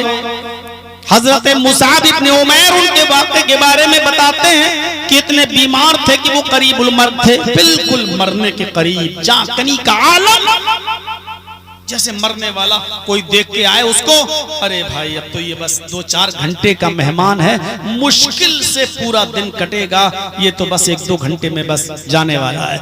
ये हालत थी हजरत आमिर इब्ने अब्दुल्लाह इब्ने जुबैर की। हजरत मुसाब कहते हैं कि मैं उनको देखने के लिए जब उनके घर पहुंचा तो उनका आलम, उनकी बेबसी बड़ी ऐसे कर रहे हैं, मतलब जहां कनी का आलम है, बिल्कुल करीबुल मर्ग हैं, बिस्तर पर लेटे हैं, इंतकाल होने वाला है। अचानक उनके कान में मगरिब की आजान की आवाज जाती है। आमिर इब्ने अब्दुल्लाह इब्ने जुबैर के कान में मगरिब की आजान की आवाज, मगरिब की आजान की आवाज, अल्लाहु अकबर, अल्लाहु अकबर, अजान की आवाज जैसी ही सुनते हैं आमिर इब्ने अब्दुल्लाह इब्ने जुबैर अपने बेटों से कहते हैं, मेरे बेटो मुझे उठाओ बिस्तर से और मस्जिद की तरफ ले चलो। नौजवानों जरा सुन लीजिएगा, गौर से सुन लीजिए। आमिर इब्ने अब्दुल्लाह अपने बच्चों से कह रहे हैं, बेटो मुझे उठाओ और मस्जिद में ले चलो। और बेटों ने कहा, नहीं अब्बू आपकी तबीयत बहुत खराब है, इस हाल में आप मस्जिद में नहीं, आपको आराम की जरूरत है, आप लेटे रहिए और लेट कर इशारों से नमाज पढ़ लीजिए। इस हाल में आपके लिए लेट के नमाज पढ़ना भी जायज है। आमिर इब्ने अब्दुल्लाह इब्ने जुबैर फरमाते हैं, मेरे बेटो अल्लाह का दाई दावत दे रहा है, उसकी दावत की आवाज मेरे कानों में आ रही है, उसके आजान की आवाज मेरे कानों में आ रही है। ऐसा कैसे हो सकता है कि मैं अल्लाह के दाई की दावत को ठुकरा दूं और उसको रिजेक्ट कर दूं? नहीं, मुझे मस्जिद में लेके चलना पड़ेगा तुम्हें, ये तुम्हारे बाप का हुक्म है। हजरत मुसाब इब्ने उमैर कहते हैं, आए आमिर के बेटो, तुम्हारे बाप की अगर ये तमन्ना है तो उसको लेकर मस्जिद में चलो। अलग ले जाकर कहते हैं, शायद यही उसकी आखिरी ख्वाहिश है, क्यों तुम अपने बाप का दिल तोड़ रहे हो, देख रहे हो उनकी क्या हालत है, ले जाओ मस्जिद में। उनके बेटों ने अपने बाप को आमिर इब्ने अब्दुल्लाह को उठाया, वुजू कराया और मस्जिद की तरफ लेकर गए। वो खड़े होने की ताकत नहीं रखते थे। उनको बिठा दिया गया, इमाम साहब नमाज पढ़ाने लगे और आमिर इब्ने अब्दुल्लाह इब्ने जुबैर दाहिनी तरफ सफ में दाहिनी तरफ बैठ जाते हैं और बैठकर नमाज अदा करने लगते हैं। पहली रकात है, अल्लाहु अकबर, कयाम ठीक किया, रुकू ठीक किया, और जब सजदे में गए तो पहले ही सजदे में जैसे ही गए आमिर इब्ने अब्दुल्लाह इब्ने जुबैर की रूह कब्ज़ से उनसुरी से परवाज कर जाती है। हजरत आमिर इब्ने अब्दुल्लाह का इंतकाल हो जाता है। नमाज खत्म होने के बाद जब देखा गया नमाजियों ने उनकी सांस वास देखी तो कहा नहीं, अब तो इनका इंतकाल हो चुका है। मेरे भाइयों, रजुलुन कल्बुहु मुअल्लकुन फिल मसाजिद पर ये वाकया कितना चिस्पा बैठता है कि कैसे उनका दिल मस्जिद की तरफ लटका हुआ था। बीमार हैं, मरजुल मौत में मुब्तला हैं, आखिरी वक्त है, लेकिन कह रहे हैं मुझे मस्जिद में लेके चलो। अल्लाह का दाई मुझे पुकार रहा और मैं न जाऊं, अजान की आवाज मेरे कान में आ रही और मैं न जाऊं। हम अपने मुआशरे, अपने समाज, अपनी सोसाइटी पर गौर करें, किस जबान से हम अपने आप को मुसलमान कहला रहे हैं, क्या हक है हमें अपने आप को मुसलमान कहने का। मेरे भाइयों, हम किसी के ऊपर काफिर का हक नहीं लगा रहे हैं, लेकिन अपने गरीबानों में झांक कर देखें कि हम अपने आप को मुसलमान कहलाने का हक रखते हैं। किस जबान से, किस हैसियत से अजान के वक्त जो कौम होटलों पे चाय पी रही हो, होटलों पे चाय पीती हो, उस कौम के अंदर आप जिंदगी की उम्मीद रखते कि जिंदा है? नहीं, मर चुकी है वो कौम। जर्जीस मरी हुई कौम से खिताब कर रहा है, मुर्दा कौम से बोल रहा है, आईसीयू और वेंटिलेटर पर पड़ी हुई कौम से खिताब कर रहा है। डॉक्टर को बस इतना कहना बाकी है कि ये मर चुकी है कौम। मेरे भाइयों, हम तो कब्रिस्तान के मुर्दों को सुनाने आए हैं। ये कौम जिंदा होती तो ऐसी नहीं होती। मेरे भाइयों, जिंदा कौमों की मिसालें ये नहीं होती हैं जिस तरीके से आज हमारी मिसालें हैं और आज हम हैं। जिंदा कौमें अपनी तारीख रकम करती हैं, अपना इतिहास बनाती हैं। हमारे पास जिंदगी कहां है? हम तो वेंटिलेटर पर लेटे हुए हैं, आईसीयू में पड़ी हुई कौम है। मेरे भाइयों, हजरत आमिर इब्ने अब्दुल्लाह इब्ने जुबैर से सीखो, सीखो। अजान हो रही है, मरजुल मौत में मुब्तला हैं, लेकिन मस्जिद में जा रहे हैं और नमाज अदा कर रहे हैं। यहां तक कि पहली रकात में ही उनका इंतकाल हो जाता है, मस्जिद नहीं छोड़ी है। ये शख्स होगा। तीन ही चीजें बताई हैं अभी, जरा बताइए इन तीनों चीजों में कौन सी चीज हमारे अंदर पूरी पाई जा रही है? आदल हम करते हैं? नहीं। जवानी में इबादत हम करते हैं? नहीं। और तीसरी चीज, नमाज के वक्त, अजान के वक्त हमारा दिल मस्जिद की तरफ लटका हो। जोहर पढ़ के आए तो असर की तरफ, असर पढ़ के आए तो मगरिब में दिमाग लगा हो, मगरिब पढ़ के आए तो इशा की तैयारी हो, इशा पढ़ के आए और बिस्तर पे सोए तो फजर में बार बार उठे कि कब हमें जाना है, कब फजर में छूट जाए। ये किसके पास है ऐसा जज्बा, ऐसी नीयत? इल्ला माशाअल्लाह। मुख्तसर आगे आइए। चौथी चीज, वरजुलानी तहाब्बा फिल्लाह इज्तमा अलैहि व तफर्रका अलैहि। किसी से दोस्ती करो, मोहब्बत तो अल्लाह के लिए, और दुश्मनी करो तो अल्लाह के लिए। अरे कारोबार के लिए दोस्ती दुश्मनी तो सभी कर लेते हैं, अल्लाह के लिए दोस्ती हो और दुश्मनी हो तो अल्लाह के लिए। जर्जीस साहब, अजान हो रही है, आपसे कह रहे हैं नमाज पढ़िए। अच्छा ठीक है, जाइए जाइए, ठीक है मैं आ जाऊंगा। असर में फिर कहा चलिए भाई अजान हो रही है, तुम यार जोहर में नहीं गए हो, असर में चलो। अरे तुम जाओ यार, मैं आ रहा हूँ। मगरिब में मैंने फिर कह दिया कि भाई चलिए नमाज पढ़ने। अरे मौलाना साहब, आप क्यों मेरा दिमाग चाट के रह गए? आप पढ़िए ना, जाइए ना, मैं पढ़ लूंगा, मुझे मौका मिलेगा तो। इशा में मौलाना ने फिर कह दिया, ए भैया तू आज के बाद मेरे घर पे मत आना, मुझे बार बार नमाज के लिए मत कहना, तुझे पढ़ना तो पढ़, तुझे कोई नहीं रोक रहा, आज के बाद मत आना। अब जर्जीस साहब उसके पास नहीं जा रहे हैं, कोई फर्क नहीं पड़ेगा क्योंकि तुमने मना कर दिया है। अब अगर हम तुमसे नमाज की बात नहीं कर रहे हैं तो इसमें कोई बुराई नहीं है। अगर अब हम तुमसे बोलना छोड़ देते हैं तो ये अल्लाह के लिए बोलना ना बोलना है, इसमें गुनाह नहीं होगा। ये हदीस आप सादिक नहीं आएगी कि 3 दिन से ज्यादा अगर कोई मुसलमान किसी मुसलमान भाई से नाराज रहा, बातचीत नहीं किया, तो उसकी नमाज नहीं होगी, उसका रोजा नहीं होगा, कोई फर्ज और नफली इबादत कबूल नहीं। अब आप उस पर फिट नहीं बैठेंगे, मना कर दिया, आप रुक जाइए, मत जाइए, ठीक है, छोड़ो।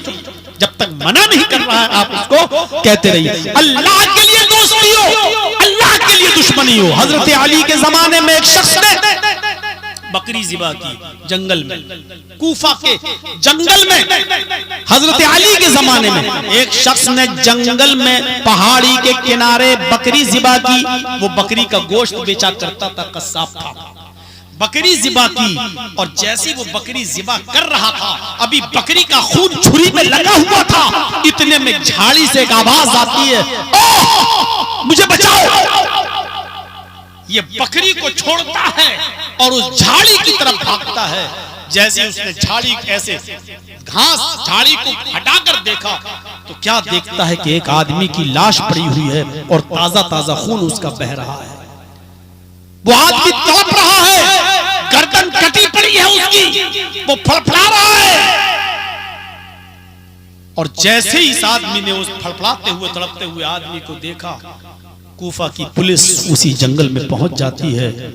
ये आदमी बकरी को ज़िबा करके छुरी लेकर इस आदमी के पास खड़ा था। पुलिस ने इस आदमी को गिरफ्तार कर लिया। देख रहे हैं आप, पुलिस ने इस आदमी को गिरफ्तार कर लिया। किसको? जिसने बकरी ज़िबा की थी। इस आदमी का कातिल ये नहीं था, लेकिन चूंकि बकरी छोड़ के भागा, झाड़ियों में झांका तो एक आदमी की लाश पड़ी है। और जैसे ही लाश के करीब गया, पुलिस आ जाती है। इस आदमी का खून बह रहा है और इस आदमी के हाथ में छुरी में खून लगा हुआ है। उस जमाने में लेबोरेटरी इतनी तरक्की नहीं की थी कि पता लगाया जा सके कि बकरी का खून है या इंसान का खून है। साइंस ने इतनी तरक्की नहीं की थी। पुलिस ने इस आदमी को छुरी के साथ, खून में सनी हुई छुरी के साथ इस आदमी को पकड़ लिया। मुकदमा चलता है। काजी शुरह की अदालत में फैसला सुनाया जाता है कि मौके वारदात पे चूंकि यही आदमी था और छुरी इसके हाथ में थी और छुरी खून से सनी हुई थी, लिहाजा यही कातिल है और कत्ल के जुर्म में इस आदमी को भी जुमे के दिन कत्ल कर दिया जाएगा। इस आदमी को कत्ल के लिए ले जाया जा रहा है। ये अपनी बीवी बच्चों से कसमें खा खा कर कह रहा है कि अल्लाह की कसम मैंने कत्ल नहीं किया, लेकिन पुलिस गवाही दे रही है कि मौके वारदात में मैंने किसी को नहीं देखा। तड़पता हुआ आदमी देखा जो चंद सेकंडों में मर गया। छुरी लिए हुए यही खड़ा था, कोई और होता तो भागता या उसके पैरों के निशान वहां मौजूद होते, लेकिन कुछ नहीं। मुझे जो कुछ भी मिला यही आदमी मिला। ये छुरी भी लिए हुए था और इसके हाथ में छुरी थी और छुरी में खून भी लगा था। ये सच है कि बकरी भी वही ज़िबा पड़ी थी। ये आदमी बहुत चालाक है। इसने बकरी इसलिए काटी ताकि शक न पड़े और लोगों से ये कह सके कि मैं तो बकरी काटने वाला हूं, और हालांकि इसने आदमी का कत्ल इसी ने किया क्योंकि कोई दूसरे आदमी का वजूद नहीं। बीवी यकीन कर रही है, बच्चे यकीन कर रहे हैं, लेकिन जज साहब फैसला सुनाते हैं कि तुम्हें कत्ल की सजा में कत्ल की सजा, जाओ इनकी भी गर्दन काट दी जाएगी। इसकी गर्दन काटने के लिए इसको ले जाया जा रहा है। मैदानी मंगल में पहुंच जाते हैं। कातिल जल्लाद भी आ जाता है, जल्लाद भी आ जाता है। जल्लाद ने अपनी तलवार भी निकाल ली। इस आदमी को बैठ जाने के लिए भी कह दिया कि आप बैठ जाओ और तुम्हें कत्ल किया जाएगा, तुम्हारी भी गर्दन उड़ाई जाएगी। इस आदमी के पीछे से हाथ भी बांध दिए गए हैं, पीछे से हाथ बंधे हैं, गर्दन झुकी हुई है और सजा मजमे आम में सब लोगों के सामने दी जा रही है। उन नाजरीन में, उन देखने वालों में बहुत सी भीड़ जमा है। सब देख रहे हैं कि अभी इस आदमी की गर्दन तन से जुदा होने वाली है। उसी भीड़ में से एक आदमी निकलता है और कहता है, अमीरुल मोमिनीन आए अली रज़ी अल्लाह ताला अन्हु, इस आदमी को कत्ल मत कीजिए, इसलिए कि यह आदमी कातिल नहीं है, इस आदमी ने कत्ल नहीं किया है। ये आदमी वाकई बकरी का ज़िबा करने वाला है, ये बकरी का गोश्त बेचा करता है। इस आदमी ने उसको कत्ल नहीं किया है। हजरत अली ने पूछा फिर असल कातिल कौन है? अगर इसने कत्ल नहीं किया तो फिर असली कातिल कौन है? इस आदमी ने कहा अमीरुल मोमिनीन, असली कातिल आपके सामने खड़ा है, असली गुनाहगार मैं हूँ। इसके भी बीवी बच्चे हैं। मैंने सिर्फ अल्लाह की रज़ामंदी के लिए मैं चला आया कि मेरी वजह से एक बेकसूर आदमी ना मारा जाए। मैं दो का कातिल हो जाऊंगा। एक तो वो आदमी मारा गया और दूसरा ये भी मेरी वजह से मारा जाएगा। इसलिए मैं अभी तौबा करके आया हूँ। अब मैं दूसरे आदमी का गुनाह अपने सर नहीं ले सकता। ऐ अमीरुल मोमिनीन, मैंने कत्ल किया है, इसको छोड़ दीजिए और इसकी जगह पर मुझे कत्ल कर दीजिए। मुकदमा फिर चलता है और काजी शुरैह की अदालत में फैसला होता है कि अब असली कातिल मिल गया, उसको कत्ल कर दो। हजरत अली ने कहा काजी साहब, क्या इस आदमी ने एक आदमी को बचाया नहीं? वक्त से पहले ये आदमी आ गया और इस आदमी ने गवाही दी कि असली कातिल नहीं है। अगर ये नहीं आता तो एक बेगुनाह मारा जाता, एक बेकसूर मारा जाता। इस आदमी ने वक्त से पहले पहुंचकर एक बेकसूर आदमी की जान बचाई है, उसका इनाम क्या मिलना चाहिए? कत्ल किया है, उसकी सजा में तो कत्ल होना चाहिए ये, लेकिन एक बेगुनाह की जान भी तो बचाई है, एक बेकसूर की जान भी तो बचाई है। और अल्लाह कहता कुरान में, मन अहयाहा, जिसने किसी एक इंसान को बचाया, एक इंसान को बचाया, फकअन्नमा अहयन्नास जमिया, गोया कि उसने पूरी दुनिया की इंसानियत को बचा लिया। अगर ये वक्त पे ना आता तो बेगुनाह मारा जाता, वक्त पे आकर इसने बेगुनाह की जान बचाई, उसके इनाम में इसको भी बख्श दिया जाए, इसके कत्ल की सजा भी माफ कर दी जाए। काजी शुरैह ने कहा तुम्हारी कुरान की आयत सुनने के बाद इस आदमी को माफ किया जा रहा है, इस आदमी की कत्ल की सजा खत्म की जा रही है, इसलिए कि इसने एक बेगुनाह आदमी को बचाया भी है, एक बेगुनाह की जान भी बचाई। ये थी दोस्ती अल्लाह के लिए, वो अल्लाह के लिए चला आया, अल्लाह की मोहब्बत में चला आया। ये बेकसूर आदमी का ना मारा जाए। मेरे भाइयों, आज तो एक दूसरे पर इल्जाम लगाने वाली कौम, मैं बच जाऊं, ये मेरी जगह पर फंस जाए और खुश होते हैं, देखो पुलिस गलत सिमत में दौड़ रही है, असल तो मैं था लेकिन वो दूसरा। हमें खुशी होती है। मेरे भाइयों, ये कौम किस मुंह से जन्नत में जाने का ख्वाब देखती है? रजुलानी तहब्बा फिल्लाह इज्तमा अलैहि व तफर्रका अलैहि। मोहब्बत हो तो अल्लाह के लिए। हजरत उमर फारूक के जमाने में एक आदमी शराब पी रहा और शराब के नशे में उमर को गाली दे रहा था। हजरत उमर फारूक ने उसको कोड़े मारना शुरू किए। शराब की जुर्म में 40 कोड़े उसको मारना थे। जब कोड़े मारना शुरू किए तो वो और गाली देने लगा हजरत उमर को। शराब पिया तो उमर फारूक ने कोड़े मारे, जब कोड़े मारना शुरू किए तो वो गाली देने लगा उमर फारूक को बुरी बुरी। उमर फारूक ने कहा छोड़ दो इसको, जाने दो। लोगों ने कहा कि ये तो गाली दे रहा था, आपको तो और मारना चाहिए। कहा यही तो मैं सोच रहा था कि मैं तो इसको शराब पीने की सजा दे रहा था 40 कोड़े, लेकिन ये मुझे गाली देने लगा, मुझे और गुस्सा आया।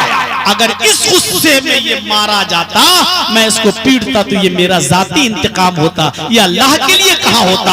अगर इस गुस्से में मैं मारता तो ये मैं जाती बदला लेता, लिहाजा मैं इसको जाती बदला नहीं लेता, मैं माफ कर रहा हूँ। हजरत उमर फारूक ने उसको, देखिए ये होती है मोहब्बत अल्लाह के लिए कि हम जाती बदला नहीं लेंगे, इसने मुझे गाली दी, अब गुस्सा आया, अब पहले तो ऐसे ऐसे मार रहे थे, गुस्से में और तेज मारेंगे, तो ये जाती बदला होता। हजरत उमर ने उसको छोड़ दिया और नजरअंदाज कर दिया। तो मोहब्बत हो तो अल्लाह के लिए और दुश्मनी हो तो अल्लाह के लिए। 4 चीजें हो गई, 4 चीजें। 5वीं चीज पर मैं थोड़ा सा वक्त लूंगा आपका और 2 चीजें बकिया ऐसी तर्जमा करके फिर मैं आपसे थोड़ा सा मदरसे का ताबुन करता हूं। मेरे भाइयों, 5वीं चीज पर गौर कीजिएगा जो आज के इस जमाने के लिहाज से बिल्कुल परफेक्ट है, और वो क्या है? रजुलुन तलबत इम्राअतुन ज़ात मनसब व जमाल फक़ाल इन्नी अख़ाफुल्लाह। 5वां वो आदमी अल्लाह के अर्श के साए में होगा जिसको किसी खूबसूरत औरत ने बुरे काम के लिए बुलाया। तलबतहुम इम्राअतुन ज़ात मनसब व जमाल, बड़े जाहो हशमत वाली औरत ने हस्बो नसब वाली औरत, बाजारू औरत की बात नहीं हो रही है। ये 200-500 रुपए में अपना जिस्म बेचने वाली औरतों की बात नहीं हो रही है। ज़ात मनसब व जमाल, बहुत खूबसूरत और चाहो हशमत वाली, हस्बो नसब वाली, जिसको हम कह सकते हैं मॉडर्न और परफेक्ट। औरत ने बुरे काम के लिए बुलाया। परफेक्ट का मतलब घर भी उसका मॉडर्न जमाने से लबरेज, टाइम भी है उसके पास, पैसा भी आपको दे रही है, आपकी पांचों उंगलियां घी में सिर्फ आपको बुलाती है अपने मकसद के लिए, और आप उस बड़ी हस्बो नसब वाली स्टैंडर्ड है वो, जिसको हम कह सकते हैं आज के जमाने में स्टैंडर्ड, परफेक्ट, हस्बो नसब वाली, आलीशान और खूबसूरत, पैसों वाली अमीर जादी, एसी रूम में कमरा भी आपको मुहैया, टाइम भी है उसके पास, आपको कोई टेंशन नहीं, सारे टेंशनों को भुला देती है वो, सिर्फ आपसे कह रही है आ जाओ, घर भी मेरा, मकान भी मेरा, टाइम भी मेरा, वक्त भी मेरा, और मैं तुम्हें पैसा भी दूंगी, मैं तुम्हें ये भी खुश भी रखूंगी। ऐसी औरत ने अगर किसी को बुलाया और ये आदमी वहां पहुंच गया, उस औरत की खूबसूरती को देख भी लिया, उसके करीब भी चला गया, लेकिन उसने जब उसको अपने ऊपर माइल किया, अपनी तरफ खींचा, तो इसने कह दिया हट तू, इन्नी अखाफुल्लाह, मैं तो अल्लाह से डरता हूं, दूर हट जा मेरे सामने से, मैं ये गलत काम नहीं कर सकता। मौका होने के बाद औरत भी सामने मौजूद हो, लड़की सामने मौजूद हो, और उसके बाद सारे मौके मौजूद हो, सारे आपके पास सारे असबाब मुहैया हो, और उसके बाद कह दो कि मैं अल्लाह से डरता हूं, तो ऐसा आदमी अल्लाह के अर्श के साए में होगा। ये हदीस लड़कियों के लिए भी है कि कोई अमीर लड़का आपको बुलाए, वक्त भी दे रहा हो, पैसा भी दे रहा हो, सब कुछ दे रहा हो, और तुम उस लड़के के करीब जाकर कह दो इन्नी अखाफुल्लाह, मैं अल्लाह से डरती हूं, तो वो लड़की भी अर्श के साए में होगी, वो औरत भी अर्श के साए में होगी। मेरे भाइयों, तसव्वुर कीजिए ये वाकया क्या बताता है, हमें क्या सिखाता है। इमाम इब्ने सीरीन बहुत बड़े बुजुर्ग गुजरे, कपड़े की गठरी अपने सर पे लाद के बजाजी का काम किया करते थे, गांव-गांव जाकर कपड़ा बेचा करते थे। उस एक गांव में एक बेवा औरत रहती थी, बड़ी खूबसूरत थी, उसका शौहर मर चुका था। उसने अपनी नौकरानियां लगा रखी थी कि कोई नौजवान मिले तो उसको मेरे पास लेकर आओ। एक नौकरानी ने, मुलाजिमा ने, बांदी ने उसको बताया एक बहुत खूबसूरत नौजवान है, कपड़े का काम करता है, कपड़ा बेचता है, हम उसको कपड़ा खरीदने के बहाने ले आएंगे, बाकी आप संभाल लेना। कहा ठीक है। ये बुला के लाई इमाम इब्ने सीरीन को और कहा कि मेरी मालिकन है, आपसे कपड़ा खरीदना चाहती हैं, चलिए घर पे। वो घर पे गए, वो अंदर कमरे में ले गई मालिकन, वो बेवा औरत, और कपड़ा दिखाने लगे, ये इतने रुपए मीटर, ये इतना, ये इतने का, ये इतने का, अपना कपड़ा खोलना शुरू कर दिया।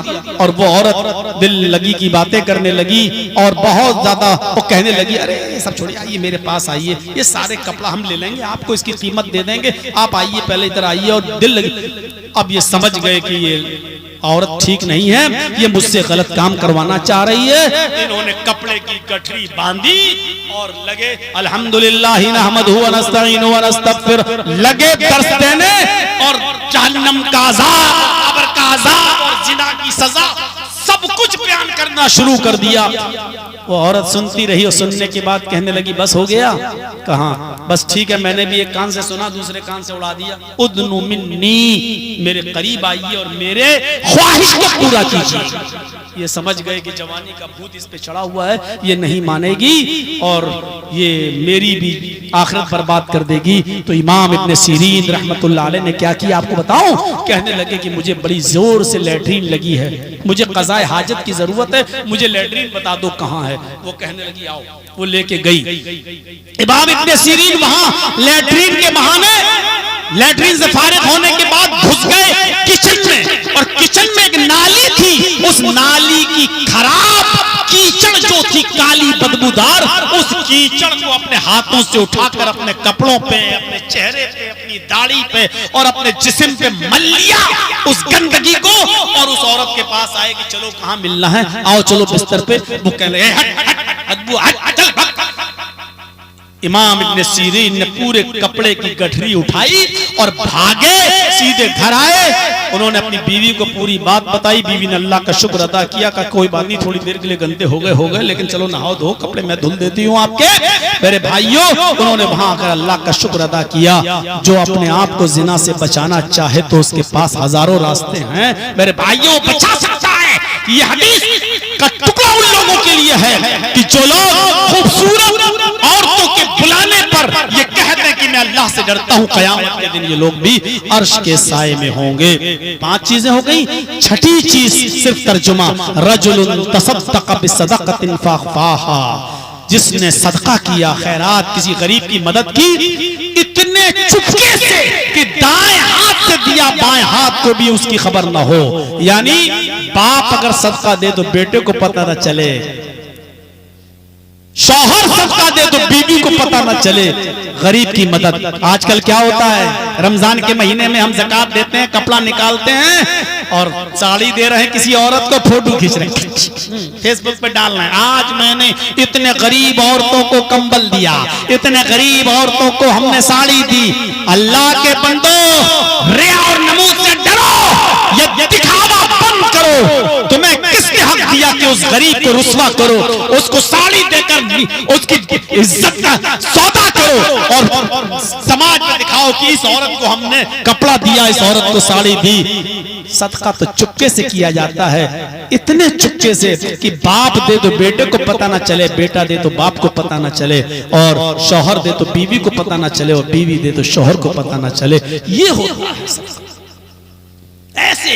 तो कयामत के दिन ऐसा शख्स भी अर्श के साए में होगा जिसने चुपके से सदका किया, दाएं हाथ से दिया और बाएं हाथ को भी खबर नहीं हुई। और 7वां आदमी जो अर्श के साए में होगा वो होगा रजुलुन ज़करल्लाह खालियन फफ़ाज़त ऐना, जिसने अल्लाह को तन्हाई में याद किया और उसकी आंखों में आंसू आ गए। मजमे में तो सब रो लेते हैं, हाँ भाई, हमारे आंखों में भी आंसू आ जाएंगे तकरीर करते करते, और आपके भी सुन सुन के आंसू आ जाएंगे। ये ड्रामे वाले आंसू कहे जा सकते हैं, नौटंकी वाले आंसू कहे जा सकते हैं, लेकिन अकेले में, तन्हाई में, बाप सो रहा, माँ सो रही, बच्चे सो रहे, आप उठ रहे वुजू बनाकर 2 रकात, 4 रकात, 6 रकात, 8 रकात नफिल नमाज पढ़ने के बाद अपने हाथों को उठाकर दुआ मांगे, अपने गुनाहों की स्याही को अपने आंसुओं से धोएं और अल्लाह के अजाब से डरकर आपकी आंखों में आंसू आ जाएं। तो ऐसा तन्हाई में अकेले में रोने वाला शख्स अल्लाह को याद करके ये कयामत के दिन अल्लाह के अर्श के साए में होगा। 7 चीजें फिर से गिन लो। अदलो इंसाफ करने वाला इंसान, ये पहला शख्स। दूसरा वो जवान जो अल्लाह की इबादत में लगा हुआ है। तीसरा वो शख्स जिसका दिल मस्जिद की तरफ लटका हुआ है, अटका हुआ है। चौथा वो शख्स जो किसी से मोहब्बत करता है तो अल्लाह के लिए, और नफरत करता है किसी से तो अल्लाह के लिए। 5वां वो शख्स जिसको किसी खूबसूरत औरत ने बुरे काम के लिए बुलाया और उसने कह दिया कि मैं अल्लाह से डरता हूँ। 6वां वो शख्स जिसने सदका और खैरात चुपके से दिया, दाहिने हाथ से, कि बाएं हाथ को भी खबर न हुई। और 7वां वो आदमी जिसने तन्हाई में अपने रब को याद किया और वो अल्लाह को याद करके रो दिया, जहन्नम के अजाब को सोचकर, जहन्नम के अजाब को तसव्वुर करके वो रो दिया, तो वो भी क़यामत के दिन अर्श के साए में होगा। मेरे भाइयों, ये 7 खूबी हम अपने अंदर पैदा करें। और आइए, बस इतनी सी मुख्तसर सी बात के बाद अब मैं आपसे गुजारिश